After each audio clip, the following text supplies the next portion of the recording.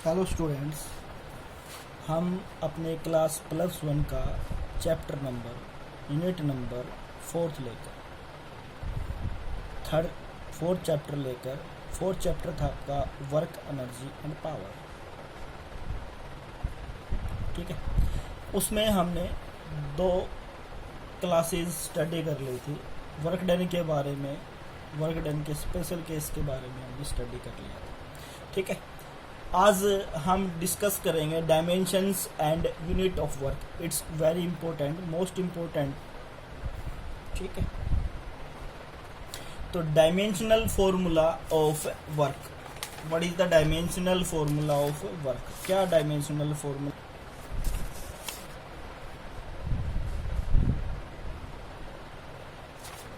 देखिएगा, डायमेंशनल फॉर्मूले क्या होते हैं। तो वर्क क्या था आपके पास, F डॉट ds, यही था। और फोर्स का डायमेंशनल कैसे निकालेंगे, मास इनटू एक्सलेरेशन। ठीक है ना।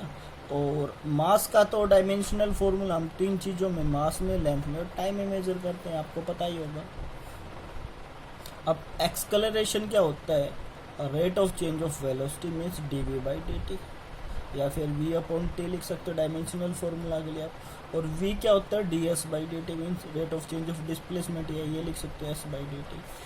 अब सबसे पहले हम डायमेंशनल निकालेंगे। s की मीन्स क्या होती है, velocity. Rate of change of displacement means displacement किस में मेजर करते हैं हम, s में। और s किसके लिए यूज करते हैं, s डिस्टेंस में, मीन्स डिस्प्लेसमेंट में। डिस्प्लेसमेंट एक लेंथ होती है, तो s का डायमेंशनल l और टाइम का t। मेरे कहने का मतलब ये है कि आज मैं आपको थोड़ा सा बेसिक बता रहा हूँ डायमेंशंस का, कि वेलोसिटी का डायमेंशन हो गया है l, t ऊपर जाके माइनस का हो जाएगा। हम डायमेंशनल को मास से, लेंथ से और टाइम से मेजरमेंट करते हैं। ठीक है, अभी वेलोसिटी का डायमेंशन आ गया है। एक्सलेरेशन का क्या हो जाएगा, वेलोसिटी का डायमेंशन v में रखेंगे l t minus upon t। तो एक्सलेरेशन का डायमेंशन हो गया l t माइनस 2, ये t ऊपर आके -2 हो जाएगा। और F equal to m1 l1 t minus 2। Force का डायमेंशन हो गया। और वर्क डन का क्या होगा, m1 l1 t minus 2, s क्या हो गया l। तो W equal to m1 l2 t minus 2, ये वर्क डन का डायमेंशनल हो गया है। यही डायमेंशनल है आपके पास W equal to F dot S। Force क्या होता है, m1 l1 t माइनस 2, ये l हो गया। तो वर्क डन का डायमेंशनल या वर्क का dimensional m1 l2 t minus 2। ठीक है, अब unit of work are 2 types. हम वर्क की यूनिट्स को 2 टाइप में मेजर करेंगे। फर्स्ट है एब्सोल्यूट यूनिट, सेकंड है ग्रेविटेशनल यूनिट। कौन कौन सी है, एब्सोल्यूट यूनिट और ग्रेविटेशनल यूनिट।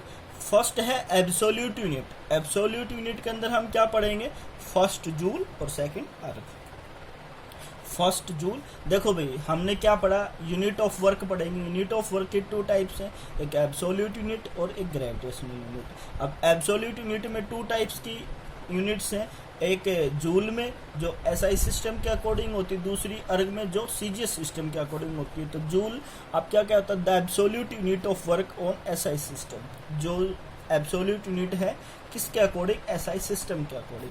तो क्या डेफिनेशन होगी, वर्क इज डन किसकी, जूल की। वर्क इज या work done is said to be 1 joule की। वर्क डन कहेंगे 1 जूल को, या 1 जूल ऑफ वर्क डन होगा when a force of 1 newton actually move a body through a distance of 1 metre in the direction of applied force. क्या कहेंगे, देखिएगा आप लोग कि जो आपके पास ये हमारा सरफेस था, ये एक बॉक्स है, इस पर हमने फोर्स अप्लाई किया था F, और इसमें डिस्प्लेसमेंट हुआ आपका S। ठीक है, कि 1 न्यूटन फोर्स अप्लाई किया हमने ए बॉक्स पे।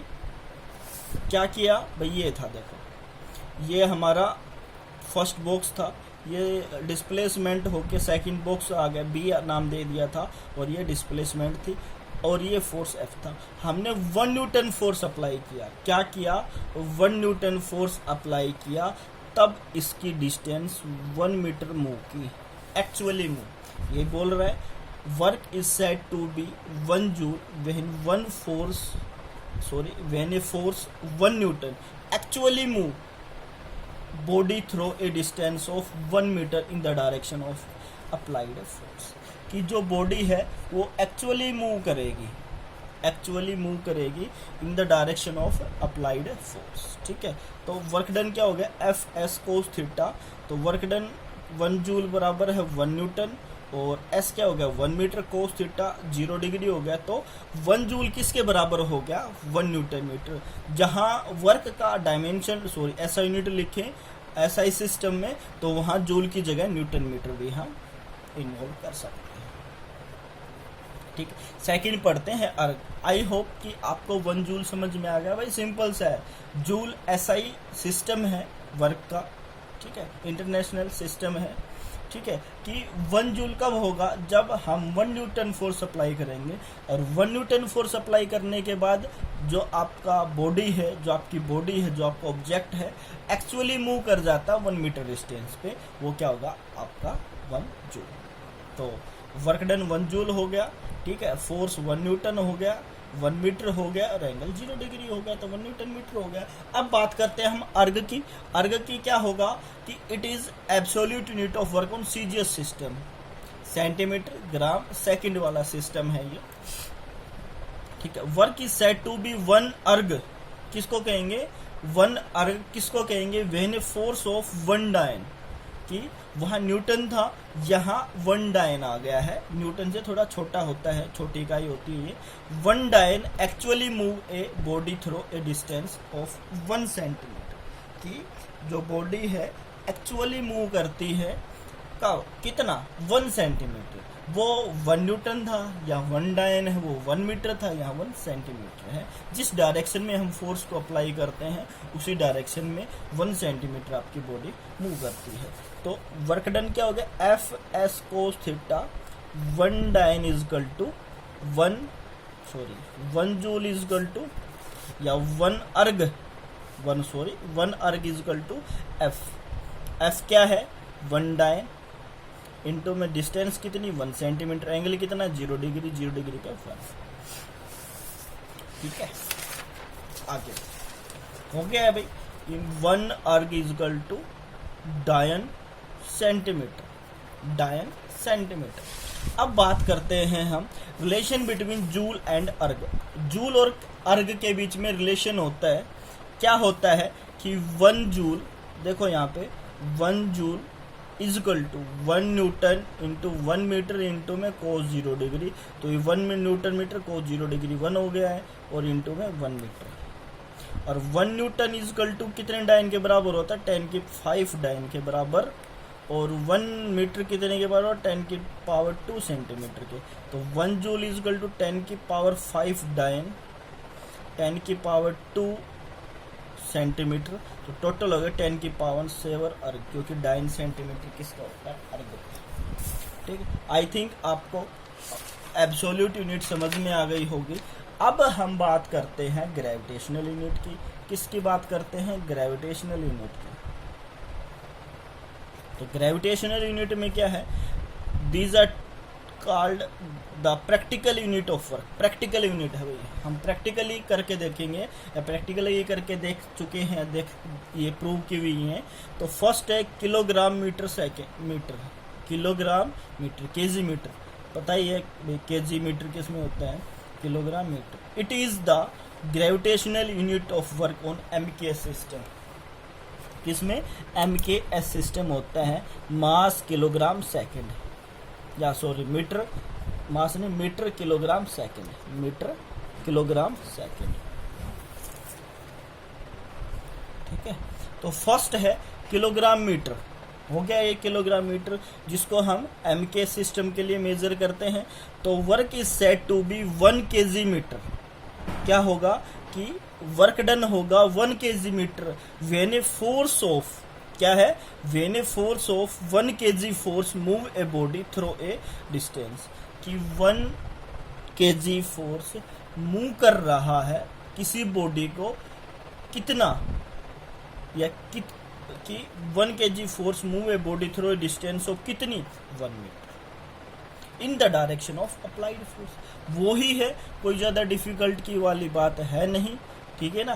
कि 1 kg मीटर कैसे फाइंड आउट करेंगे कि 1 kg फोर्स मूव करवा रहा है किसी ऑब्जेक्ट को, किसी बॉडी को, कितना 1 मीटर, कितना 1 मीटर, ठीक है। तो W equal to F S cos theta हो जाए 1 kg मीटर कितना हो जाएगा 1 kg फोर्स इंटू में 1 मीटर इंटू में कोस थीटा।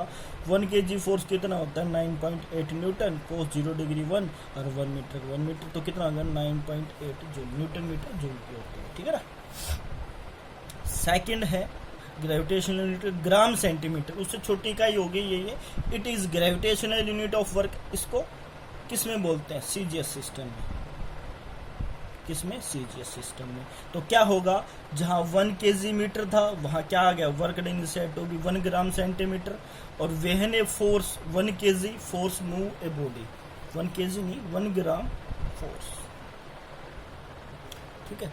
क्या करोगे आप लोग कि 1 ग्राम फोर्स है उसको मूव करवाओगे कि when work is done is said to be 1 gram when 1 gram centimetre when a force of 1 gram force move a body through a distance of